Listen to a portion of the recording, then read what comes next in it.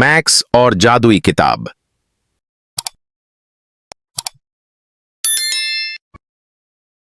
Max एक जिज्ञासु और दयालु लड़का था जिसे दूसरों की खोज करना और उनकी मदद करना पसंद था।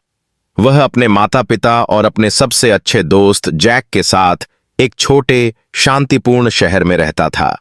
मैक्स हमेशा नए रोमांच की तलाश में रहता था और एक दिन वह कुछ असाधारण चीज पर ठोकर खाई। अपने दादाजी के अटारी की खोज करते समय मैक्स ने धूल और मकड़ी के जाले से ढकी एक लकड़ी की पेटी देखी। बहुत प्रयास से उसने ढक्कन को खोला और सुनहरे किनारों वाले पन्नों वाली एक प्राचीन किताब पाई। कवर पर लिखा था चमकदार किताब। उत्सुकता से मैक्स ने सावधानी से धूल झाड़कर किताब खोली। जैसे ही उसने ऐसा किया, उसके पन्नों से एक चमकदार सुनहरी रोशनी फूट पड़ी जो कमरे में भर गई। पन्ने अपने आप तेजी से पलटे और अचानक एक छोटी चमकती हुई परी प्रकट हुई। उसके पंख चमक रहे थे और उसकी पोशाक सुनहरे चमक से बनी थी। नमस्ते मैक्स, उसने प्रसन्न स्वर में कहा। मैं जोया हूं, बुक ऑफ वंडर्स की संरक्षक। तुमने इसका जादू खोल दिया है। यह किताब हर दिन एक इच्छा पूरी करती है, लेकिन केवल तभी जब इसका इस्तेमाल अच्छे कामों के लिए किया जाए। मैक्स की आंखें उत्साह से चौड़ी हो गईं। हर दिन एक इच्छा? यह आश्चर्यजनक लगता है। जोया मुस्कुराई। हां, लेकिन याद रखना, जादू तभी काम करता है जब तुम दूसरों की मदद करते हो। यदि आप इसे स्वार्थी रूप से उपयोग करने का प्रयास करेंगे तो पुस्तक हमेशा के लिए बंद हो जाएगी। मैक्स ने उत्सुकता से सिर हिलाया। वह ठीक से जानता था कि वह पुस्तक का उपयोग कैसे करेगा। अगली सुबह जब मैक्स पार्क से गुजर रहा था तो उसने एक नरम चहकने की आवाज सुनी। ऊपर देखने पर उसने एक छोटे से पक्षी को एक ऊंचे पेड़ की शाखा पर अटका हुआ देखा। बेचारी चीज का पंख शाखाओं में फंस गया था और वह खुद को मुक्त नहीं कर पा रही थी। मैक्स ने जल्दी से फुसफुसाया, मैं एक नरम सीढ़ी की कामना करता हूं। पुफ! एक सुंदर सुनहरी सीढ़ी दिखाई दी जो जादू की तरह पेड़ तक फैली हुई थी। सावधानी से मैक्स ऊपर चढ़ा और धीरे से पक्षी को मुक्त किया। यह खुशी से चहक उठा और उड़ गया। मैक्स ने अपने अंदर एक गर्म चमक महसूस की। उस शाम जब उसने फिर से किताब खोली तो पन्नों पर एक संदेश दिखाई दिया। अच्छा किया मैक्स, आपकी दयालुता दुनिया को एक बेहतर जगह बनाती है।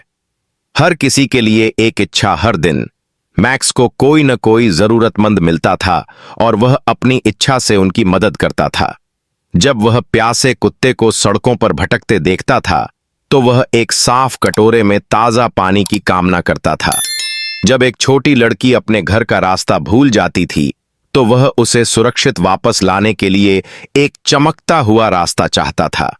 जब एक बूढ़ा आदमी बाजार से भारी बैग उठाने के लिए संघर्ष करता था तो मैक्स उसकी मदद करने के लिए एक तैरती हुई गाड़ी की कामना करता था।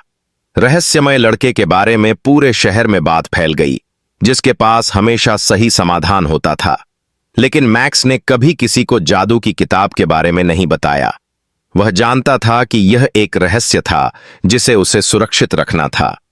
एक आकर्षक विचार एक दिन मैक्स का सबसे अच्छा दोस्त जैक उससे मिलने आया। मैक्स, मैंने कुछ अजीब देखा है। तुम हमेशा अविश्वसनीय चीजें करने में कामयाब होते हो। यह जादू जैसा है। मैक्स ने हिचकिचाहट की, लेकिन आखिरकार जैक पर इतना भरोसा किया कि उसे किताब दिखा दी। जैक की आंखें आश्चर्य से चौड़ी हो गईं। वाह, तुम किसी भी चीज की कामना कर सकते हो। चलो चॉकलेट के पहाड़ की कामना करते हैं। मैक्स ने विराम लिया। यह विचार मजेदार लग रहा था, लेकिन फिर उसने शहर के उन सभी बच्चों के बारे में सोचा जिनके पास पर्याप्त भोजन नहीं था। चॉकलेट के बजाय उसने फुसफुसाते हुए कहा, मैं अपने शहर के सभी भूखे बच्चों के लिए भोजन की कामना करता हूं।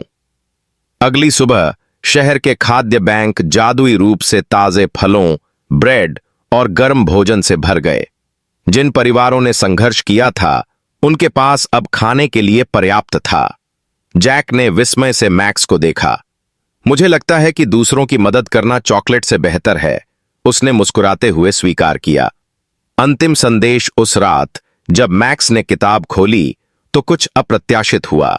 सुनहरे पन्ने चमक उठे और एक अंतिम संदेश दिखाई दिया। मैक्स, तुम्हारा दिल शुद्ध है। तुम्हें अब किताब की जरूरत नहीं है, क्योंकि तुम ही असली जादू हो। एक चमकती रोशनी के साथ किताब धीरे से बंद हो गई।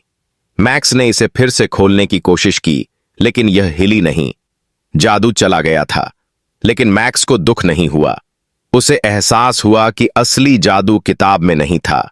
यह उसकी दयालुता, दूसरों की मदद करने की उसकी इच्छा और जिस तरह से उसने दुनिया को एक बेहतर जगह बनाया था, उसमें था।